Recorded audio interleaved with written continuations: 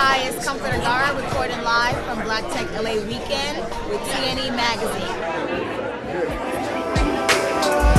Said I'm living a good life, yeah, living the good life. Oh, I'm living a good life, living a good life. Said I'm living a good life, yeah. For those who don't know who you are, please introduce yourself. Sure, I'm Sequoia Blodgett. I am the tech editor for Black Enterprise, and I'm also the founder and CEO of Commas, which is a members-only club. Awesome, Commas. So please tell us about that. Yeah, so Commas is a club where we do all kind of education around financial literacy, but in a cool, fly way.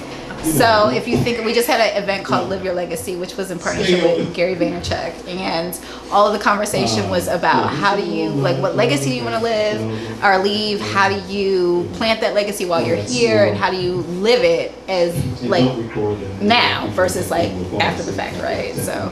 Oh, wow. Yeah. So what do you like more about being in the tech space? So I used to be in entertainment. So I started my career as a commercial music video director, and it was interesting because everything was very visual. And so tech is very educational, right? It's very analytical. All the conversations are based around really smart people. And I think that's what's interesting is there's a balance. I just moved here from San Francisco, and in the Bay, everything is very structured and vertical, right? Here it's very visual. So it's cool to see both worlds kind of blend. Okay, that's awesome. So, being from San Francisco to now being in LA, do you see a different culture with people in tech? Yeah, so it's a broader conversation. Okay. In San Francisco, it's very like, how much venture did you raise? What was your round? What kind of company did you start? Are you doing AI? Are you doing augmented reality? Are you in blockchain? So the conversations are very analytical, whereas here it's creative. So it's, what production are you working on, and what's the digital side of that look like, and what does it look like visually? And so I think there's a blend of both worlds. Like, you can't have one without the other. So I like the fact that they're kind of marrying. So for those who might aspire to be where you are right now, what would you recommend be the steps that they take, whether it be in a tech space or creating their own app, or basically maybe even following the same footsteps as you have? What would you recommend that they start doing now or prepare to do in the future? So there's two different variations, right? So I was a creative as a commercial music video director. That was very different. That was creating content, like create that content for free, do all the jobs that you can possibly do, build up your reel, pitch, get an agent, and then basically make money, right? Tech is very different. And the conversation is different also. When you go to Silicon Valley, you go to start a company. I've had a company, it was venture backed. The first question they want to know is who's on your team? Like, who's the founder? Like, who are the founders? Do you have a co-founder? More than likely, if you don't. So team is important. Yeah, oh my God, it's so important. Okay. If you don't have a co-founder, they're like, get out, because we know that you cannot run this company by yourself, right? And even if there's not particularly a co-founder, who else is on that team, right? So I think that's one of the conversations that's very different. Do you think that each team member basically is bringing something dynamic? Oh yeah, you have to have a team that's diverse. Okay. You don't want to have two people who are very analytical, two people who are CTOs, or two people who are very business minded, because you're not getting what you need to get done, right? So in my case, I'm the creative. I like innovation. I do like the business side, but then who's doing all the technical? Who's building out that app? Who's building out the product, right? So finding a balance, I think, is super important. Awesome. So what was your breakthrough? I don't know if there was one particular breakthrough. That's interesting. So when I moved to Silicon Valley, I went under this program, Draper University, which is essentially a 7-week entrepreneurship boot camp. And it basically threw you into tech. It was created by this venture capitalist named Tim Draper, who his family is a dynasty. He's a third generation venture capitalist, right? And so going through that process, you're immersed in an ecosystem where people already know what they're doing.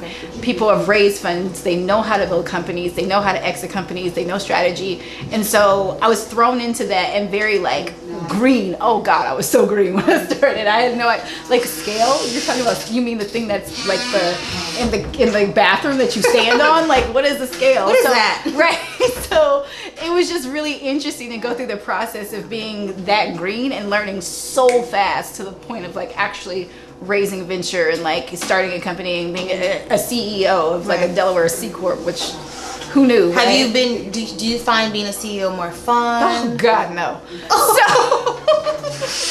So I think the biggest thing with being a CEO that a lot of people don't realize is all the responsibility is on you, right?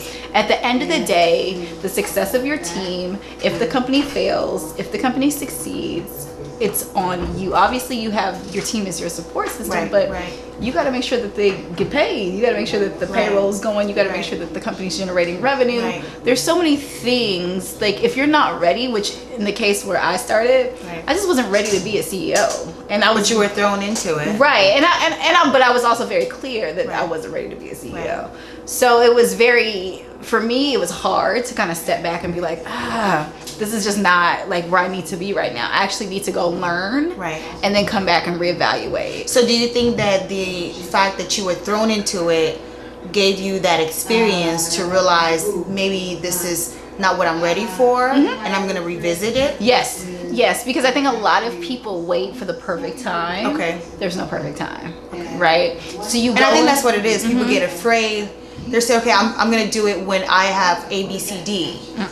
There's never a perfect time. So you have to go in, you have to try it. And if it works, it works. It doesn't, right? And that's the difference between my experience being in the entertainment industry and then being in tech is we were taught to fail. Like, that was something that was glorified. Oh, you failed? Cool. Like that means you're an experienced entrepreneur. Versus out here, you're only as good as your last gig. So like, what you shot something 5 years ago. Next, you know what I'm saying? So it's a very different dynamic, I think. So for those who are building their muscles, their technical muscles, I would say, obviously failure is a good thing because then you have to persevere. What other attributes do you think a tech person or someone who needs to create their first product, service needs to have so they're not a quitter? Per se. So I think a lot of people wait till it's the perfect product. It's never a perfect product, right? You want to have what's called a minimum viable product, which is like the scaled back version of what that product should be. So, and that could be as much as a survey. I've seen people raise millions of dollars. Now that's a whole nother conversation based off of like what funds are allocated to like our community, but there are certain people who have raised millions of dollars based on the fact that they have an idea, concept, and validation on that concept. And what I mean by that is, say you wanted to create, I don't know, a makeup line, right? That it's like high tech in some way. And you went out and you surveyed your audience and you found out that there was a demand, right? So you created an email list and you said, hey, I'm going to do pre-sales and I'm going to get X amount of dollars in these pre-sales. Well, that's called traction. So now you validated it and you didn't build a whole app to do that. Right? So a lot of people want to wait until they have like the perfect product and it's a lot of fear. You're like, so you basically need to take the information that you're receiving as you go to refine your product. Absolutely. Awesome. So you iterate. So you get the feedback from your audience, your customer, and you just change it. You change it. You change it. And eventually your customer, another thing I see a lot is like, oh, I'm building this product because it's a need that I have. That's cool. Right? But who else needs this? That's true. Right? So once you get that feedback from your customer, then you can kind of go and grow that product. But always talking to your customer, always engaging your customer and trying to figure out what the needs are. So I'm gonna throw you for a loop here. Favorite book? Ooh, my venture deals. So when I started, like I said, in venture capital, I was so green. Like it was ridiculous. I was pronouncing stuff wrong. And I was in this like community of people who were like, basically had known about venture. And I'm from the Bay, which is weird because there's the East Bay and then there's like the Peninsula. So there's a difference. Oh God. And so the East Bay is like, what is going on over there? And then the Peninsula is like Facebook, Google, Snap. You're like, all the tech companies. So it's like right? black and white. It's just totally different. and not even Okay. on a racial standpoint. No, right. But like it is. It's like Right. so different. So even though I'm from the Bay Area, Okay. I did not understand the dynamics of tech in that way. Not being in the peninsula until I actually was in the peninsula. Okay. So what was interesting for me is going through that process of learning and just like really understanding what was happening, and just being open-minded, right? I think that's one thing that a lot of people, they jump into it and they're like, oh, I just want to raise $1 million and raise Right. whatever. Like, there's so much that goes into that. Like, it is not a get rich quick scheme. Right. Let's just be clear. Which I think some people have that concept that, you know, I'll just make this product, I'll be a billionaire, and that's it. But there's a process, Oh, gosh. just Yeah. years that people have to put Oh, my into gosh. before they get to that point. Yeah. And obviously they have to know their exit strategy, right? Right. I mean, but there are still some companies that don't necessarily put in tons and tons of years. Like a great example is Blavity. Like they came out, they started the company, they pivoted away from what they had initially, Okay. created something that stuck. Okay. They created a community around it. Once that community stuck, then they were able to build around that, and they grew in 3 years.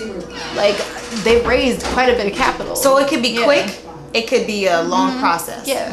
Oh, wow. Yeah. A lot of the times with tech, especially new tech, you Okay. see it happen really fast because innovation's happening really fast. Yes. So you'll see if it's working, right? Like you'll see it, and you'll know when it's not working because then it starts to happen really slow. And you're like, Right, wait. right. But when you have what's called product market fit, then you'll start Okay. to see it just like roll out really Product fast. market fit. Can you explain that or elaborate on that? What Yeah, that is? you'll get it like when you know that you have it. Once Okay. you start to see your customers just coming, right? So Okay. Blavity is a great example of product market fit. Like Okay. their customers are loyal, their loyal community, Okay. right? So it just grows and grows and grows and grows. You know when you don't have product market fit, When no one is coming when it's there. like or it's like It tanks. I see. Yeah. So through this process, do you have you had any really valuable mentorship, or was it just I went in, I did it for myself, I learned as I go, and that was it? Oh no, like definitely mentors. Like Tim Draper was a massive mentor to me. Going through Draper University and being in that ecosystem, I think is so important because trial and error in tech is really, really, really hard, right? You want to have somebody who's done it before, who knows exactly what they're doing. Okay. Because it just makes your, I think that's in life though. Like if you can have somebody who's already done it, Right. it just makes your life 1,000 times easier versus you like trying to beat your head against the wall. That's true. Well, for those who may not even have access to that type of mentor that you mentioned, what do you recommend, or what do you think is the best way for them to seek those people out? I think what's interesting is everybody goes for like the top dog, right? Of They're course, like, oh, because they're like, they know what they're doing. I want to learn from them. right. It's like the Tristan Walkers, or like the, Yes. and it's like, listen, like at the end of the day, they don't have time. One, Okay. and two, there are peers that are doing exactly what you're doing and looking to grow. Like think about networking like on your level see. versus trying to network up. Because if you don't have anything to bring to the table, So first network of all- out. Yeah. That makes sense. If you don't have anything to bring to the table, first of all, like I don't have time to spend my, you know what I'm saying? And at the end of the day, the people who are networking out that you can network out with are going to be more apt to like actually contribute, Help, right? right. That's true. Versus a Tristan Walker who is like Busy. and so busy and priorities, Right. Right. So you become like one of the priorities down here. But you know, I mean, at the end of the day, I've said this all the time. Like, don't wait for somebody to be your mentor. You can look at somebody and say, all right, this is what they've done. Like everything's out there, everything's public domain, especially with social media now. Right. So That's you know what Tristan Walker did to be successful. There might be Right. some missing pieces of the story, Right. but you know. But do your research. Exactly. And don't just expect them to say, oh, I'm going to hand you everything. I need you to work as well, too. Exactly. That's awesome. So, this is another wrench. Are you looking to change the world or make just amazing products? I think so. For me, I'm a people person, right? So I think it's less of making I think amazing products should change the world, right? So one of the things that I'm tapping into with Commas right now is this Adulting 101 series. Okay. Where I think that there's so many things that you just do not know. Like, how do you, like, what are some tax Yes. incentives? Like, how do you purchase a home? Like what are you doing for credit? Like how do you make sure that your credit stays at a 750 so that you can get into whatever information?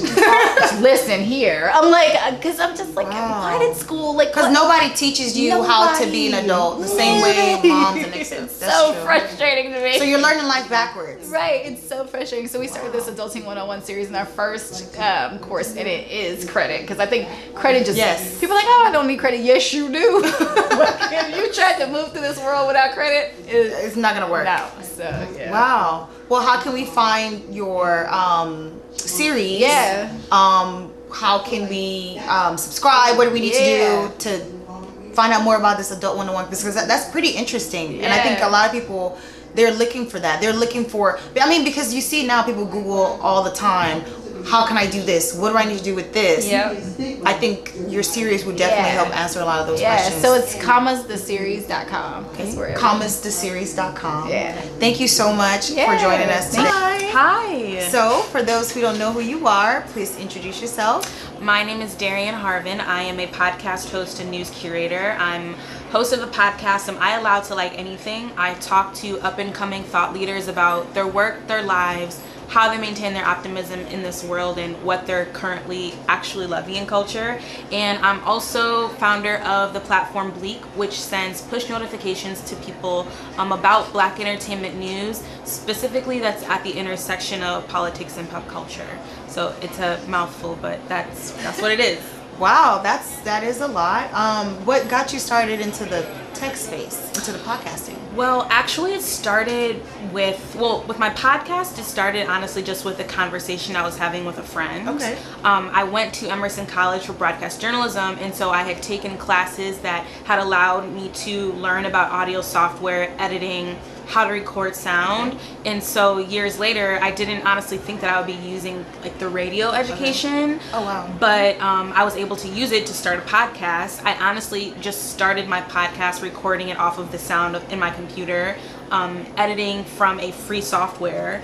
And just from there, my podcast started to grow. It got better production wise. I got a mic instead of recording straight off my computer. Now I'm in a studio. So it just continued to grow as I did it. So would you say that you organically got into the space because you also went to school for journalism, right? So Right. you already knew this was kind of the path you wanted to take? Yeah, I would say definitely in a way where I knew that I liked to interview people. Okay. I was looking for a way to create a project and a brand that was just mine. Okay. At the time, I've worked for NBC News, I've worked for BuzzFeed News, I've worked for Yahoo, I've worked shortly for CBS This Morning. So like all of my jobs have always been in newsrooms or news platforms or media. And so I specifically got kind of into news curation, which is basically when you're a social media editor, but you send push alerts, you just pay very close attention to how social platforms are changing. Okay. And also it's a lot of figuring out just the best ways to share information on those platforms. If you would pick today the best platform for information and news, what would you say that is? I think it depends on what you like. I personally would say Instagram. Okay. Because to me, Instagram is a place where if my friends are there and my friends are enjoying the platform, I want to be there sharing news.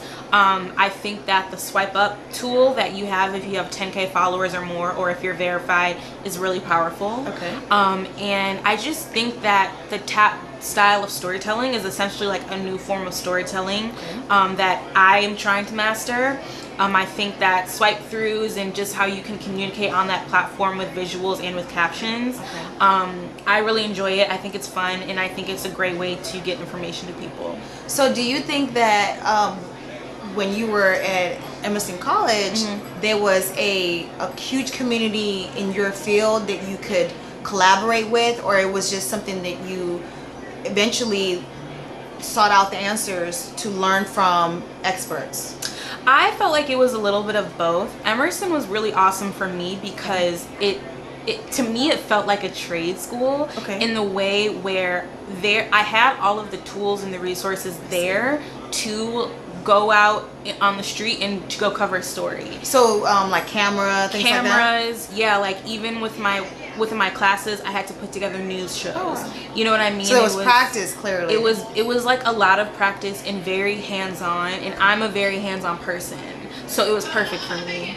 That's great. Yeah. So for someone who is looking at what you've done so far and wanting to know, how do I get started? What do I need to do? What's your best advice for them?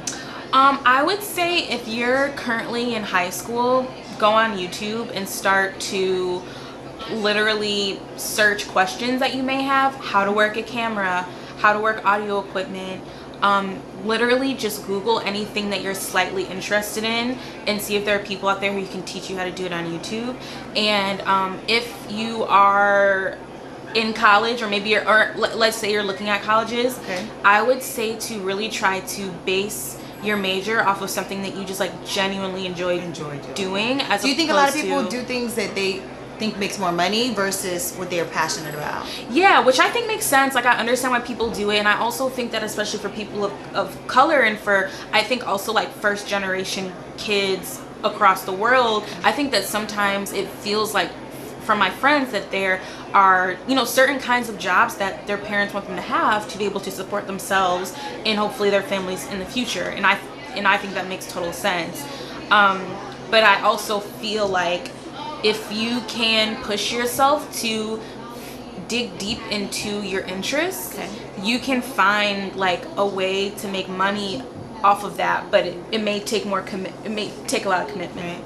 Have you had some really impactful mentors along the way through your journey? Absolutely. I feel like everything that I have today is because of my mentors and my network, and particularly like very supportive women Okay. who have just kept an eye out for me beyond the career stuff. You know, I was living in New York up until a few months ago, and I just feel like I had a lot of people who looked out for me. Like, have you eaten? Let's go to dinner. Okay. I know that you're currently in this internship or at this job where you are not making enough money. Okay. I'm just making sure that you're good. So let's get dinner and also like let's talk shop. So basically, having a support system was clearly important. Absolutely. What would you say for someone who is needing that? How can they find that support system? Maybe if they're not having it within their current circle, where Sure. do they go? How do they, look for that mentor to help them? Yeah, that's a really good question. I think that it can be done through social media, but you need to be smart about how you do it. Okay. I would say if you are someone who, there's someone on the internet who you really admire, I would DM them and say, hi, my name is X, Y, and Z. Okay. I do this. That's okay. So, hi, my name is X, Y, and Z, one sentence. I do this. That's the second sentence. I like you because of this. I like what you're doing. That's the third sentence. I would love to reach out to you via email. Would you be open to that? As opposed to writing That's a really novel through DM. Basically, like- get to the point. Yeah, get to that point. But also, so it's that, but also be working on something or start something that like you bring to the table in some way to show that you are trying on your own to learn. It doesn't have to have a big audience. It doesn't have to be successful yet, but it's more about showing people that you are working on skills to make yourself better and maybe to be a resource to them in the future. You know, like it can't just be like you're sucking the life out of them. That's true. So with your company, please tell us more about that. Yeah, so I started a media company called The Seam, Okay. and essentially it is a place where I want to build out projects that are based in curation of news. So I think Bleak is a perfect example of more of the kinds of projects that I want to grow under this Seam as this media company. I essentially came up and was thinking about this really simple idea of Bleak because I noticed that Black people and really people of color weren't being sent push notifications about the things they want to know about right away. How do you feel about some of those information that comes through your phone, for example, that you never even, requested or searched for? Is that a new technology? Well, with push notifications, you can definitely always opt in and opt out of Okay. them through the news app. Okay. So it's definitely always like a sign up thing. Okay. But I just think that there is certain kind of news that you want to tell your friend, that you want to share with your friend, that you want to kind of be the first to know about, so that you can, you know, like I want to make people that smart friend in the room who people love to hear information about. I want to, through Bleak, I've sent push notifications about when Barack and Michelle Obama's national portraits were unveiled in DC. Wow. I send push notifications about when the next season of Insecure is going to be. So you're able to tell people the information as you receive it. Right, because awesome. as someone who is a curator, I know about so many platforms. I have the tools to kind of organize them in a way where I have a stream of them on Twitter, or I know about the best writers of color who are really you know, writing really thoughtful contextual work. And so if I can spread that and create tools to spread their work, because they all work in different places, then I want to do that, and I want to share it with more of my audience, because my interests are not unique, right? Like I'm sure you and I have a lot of the same interests. Yes. And some of the things that I know right away as a curator, I'm sure that you would like to know as well, as someone, well, you're a journalist as well, but you know, for people who just like are into knowing about pop culture, period. Right. That's awesome. Yeah. So I'm gonna throw a wrench out. Favorite book Oh my gosh. or favorite books if you can't pick one. That's a really tough question. My favorite book right now, I'll do my favorite book right now and then my favorite book of all time. My favorite book right now that I'm reading is by Cleo Wade. Why am I blanking on the name of this book? I'm blanking on the name of her book. Okay. I think it's called Heart Talk. Okay. So one of my favorite books. What do you like about it? I like it because it's clear, it's direct, and it's compassionate. Okay. And it almost feels like a little daily devotional. Like I read a little bit and I process a little bit every day. And then I would say one of my like favorite books of all times, I think, is Americana. I've heard of that. By Chimamanda. I don't even know how to pronounce her. I've heard of that book. Yeah, so that's one of my favorite books. Do you think for someone who wants to go into tech space, podcasting, etc., they need to read? Absolutely. I think that you don't even have to always be reading about tech. You could read about fiction. Okay. Like there is just, I think that people sometimes just think of tech as tech. Right. But tech is life and movement and culture, and so if you can find a way to take tech and to infuse it with other things that you're interested in, like you'll find something. So coming from New York, right? Do you see a cultural difference in tech in New York versus here in Los Angeles? I haven't noticed it yet, Okay. but I think I haven't been enough immersed in spaces such as these to notice it yet. Okay. I think, do you also, what about someone who says they are ready to, you know, launch a product, they need funding? What is your advice for them? What can you share with them in that stage that they're building their products or service? How do you? Right. I would say the one thing was to not wait for the money and to do absolutely everything you can to start it now. Such as making learning design, learning how to. I feel like there are so many tools out there, such as Canva, which kind of have like democratized design. I like learn how to start a brand, start to read as much as you can, start to connect with people who you think may be able to help. Okay. And then the second thing I would do was to create content. So I think that when I say that people think start a website or start a blog, no, start a great Instagram account. Start an Instagram account that isn't just promo for your business, but more serves people and feels like an account people would want to follow because of the content of the actual account that's related to your business. Right. So 'Cause I think, that's how you grow an audience, in my opinion. Because I think some people, they bombard you with everything they want. You know, so do you believe people should also understand their marketplace? That too.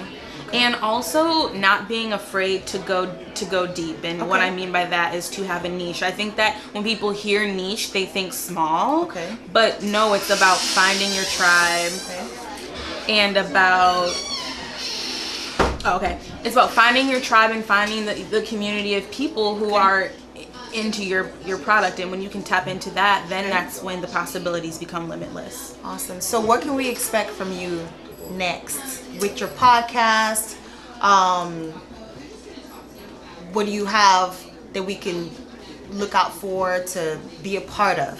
Yeah, I think that a big thing right now is I am currently focusing a lot on my podcast. I just created a sizzle reel so that I could pitch it to networks, pitch it to producers, and work with more people on it so that I can grow more of that community. I'm working on merch right now, more live shows. So like that's something that people can get involved with. And then with Bleak, just signing up. Where can we find you? What's your website? It's bleeck.co. Can you say it again for us? Yeah, bleeck.co. And you can go there and sign up. There's also an Instagram account that's just BLEECK. And I'm just continuing to grow that community, hopefully. Awesome. Thank you so much for joining us today. Yes, it was so great to have you. Yeah, absolutely. Hi, Ryan. For those who don't know who you are, please introduce yourself. Hi there, my name is Ryan Hall, and I am the program manager for Code Fever Miami and Black Tech. Awesome. So, how did you get into this tech space? How did I get into the tech space? I've been in the tech space for a very long time, since about high school. I had a lot of friends who were in like the tech team for my school, and I ended up doing a lot of hardware work, so I trained in I trained in A+ and ActionScript, so I learned coding back in high school, and then I ended up graduating into the senior IT team for my school, so I was managing the entire infrastructure and network at my school and replacing computers and installing smart boards and all this other crazy stuff. So you were like a smart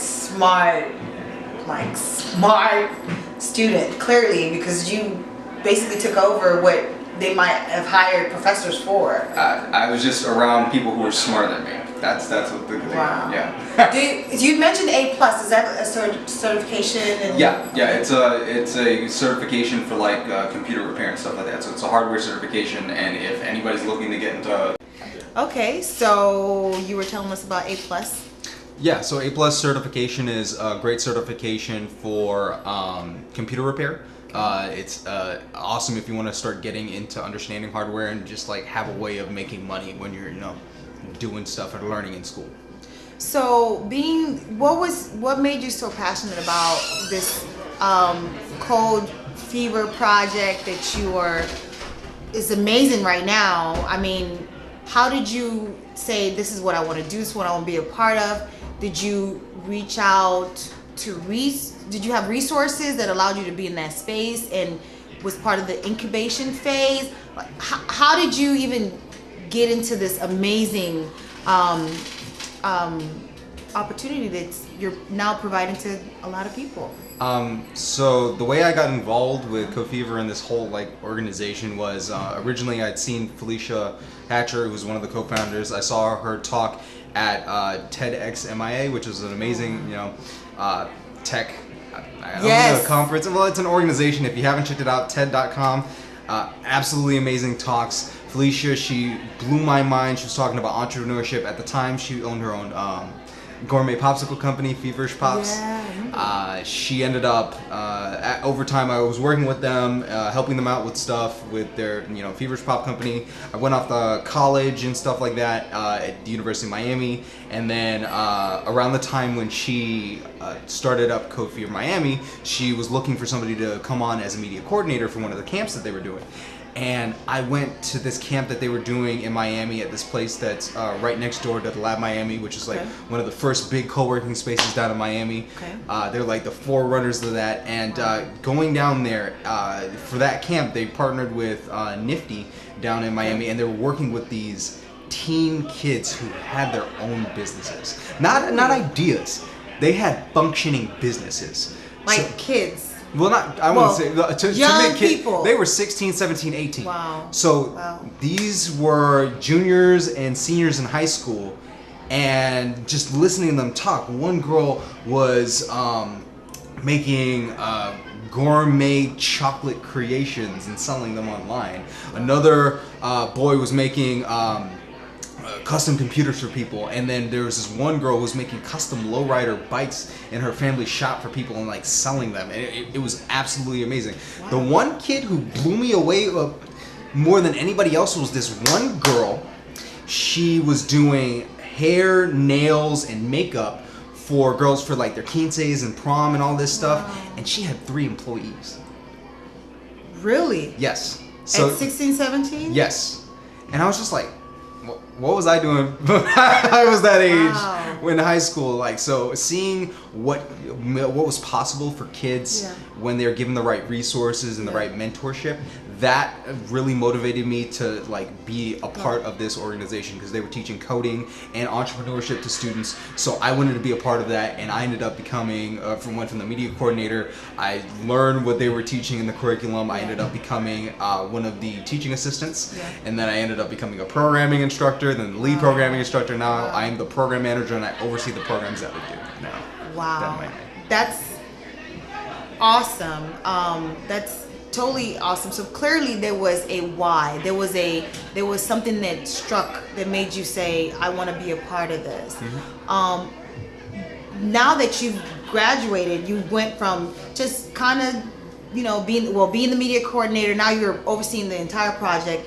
What was that breakthrough moment to say, I'm living in my purpose right now? Oh, my breakthrough moment. What would I say would be my breakthrough moment? I would probably have to say it was the day that we started our program with a really amazing arts organization down in Miami, the Adrian Art Center. And I oversaw that entire project from like the start to the end of it. So was that overwhelming? It wasn't overwhelming. It was, I would have to say that it was really fulfilling to see a project that was just something in my mind, watch it go from an idea to a conversation to actually doing the classes and working with the kids and having them. These were like middle school students who actually went through and built a live website for this organization, and they were building games and interactive elements for other kids their age to play. And it was amazing to have that, so the kids at the end of it were able to look at it and be like, I helped make this. And that was amazing to go from like that point to just having an idea to having an actual like program and a project that other kids are sharing in this now, and they can say like, I did this and now I can share this with the world. Along the way, have you had some mentors that has really been that support system to encourage you as you've gone on this journey? Oh, definitely. Derek and Felicia, the biggest mentors in my life. I owe everything in my life to them, because they have been really integral in my growth as a professional, as a coder, as a leader. Oh, so you code. That's awesome. Yeah, that's part of what we teach. So part of our program is like actually teaching kids, teens, and adults how to code and build websites and build apps, because when you give them these amazing skills, they can build amazing things. How can they get involved? Someone who's listening and saying, hey, I want to be a part of this, I want to be in this program. Is there an age requirement? Obviously they can come to Code Tech or Code Fever, Miami, etc. How do you encourage them to get involved? So if you're based out of Miami or Palm Beach or Broward County down in Florida, we offer classes. We're actively looking for volunteers and people who are interested, who are a little bit older, who want to give back to the community. So if you're a coder, email me at ryan@codefevermiami.com. We'd love to have you come in and be a part of the team. We also welcome people who are not necessarily coders, because we teach a whole range of things from entrepreneurship, graphic design. So if you're versed in any of those skills, come on down. If you're somebody who has a student between the ages of about 10 to 18, we have our classes that we do in the summer. So we're doing our summer boot camps and our one-day hackathons. So if you're interested in that, again, send me an email. But if you're in any other state or city outside of that, or you're near a city in our 10-city tour, then definitely reach out to us at events at Code Fever Miami. That's Denasia. She coordinates just about everything for Black Tech Week. Yes. She is our wonder person and genius, so thank you to Nasia, because we couldn't do this without you. But if you're interested in getting involved in Black Tech Week, either as a speaker or a vendor, or you know somebody who wants to get involved, or you just want to come out to any of our events, definitely reach out to Denasia at events@codefevermiami.com. Favorite book? Favorite book? I would have to say The Tao of Pooh. Who's the author of that? I forgot his name, but it's an amazing book that goes over the principles in the Tao Te Ching, which is like Okay. this like Asian philosophy book. Okay. But it applies it specifically to Winnie the Pooh, because Winnie the Pooh embodies all of these principles. So it's like an amazing book where it goes over these principles, but it's like a conversation between him and Winnie the Pooh. Yeah. Funny. Thank you so much for sitting with us and talking with us, Ryan. I really appreciate it. Thank you for everything you're doing. Any last words that you want to? Come out to Black Tech Weekend. We're coming to, well, now this is our first, our 10th city, so we have 9 more to go throughout the year. So if you're interested, check us out at blacktechweek.com or on Facebook, Black Tech Week, and check us out to see which city we're coming in near you.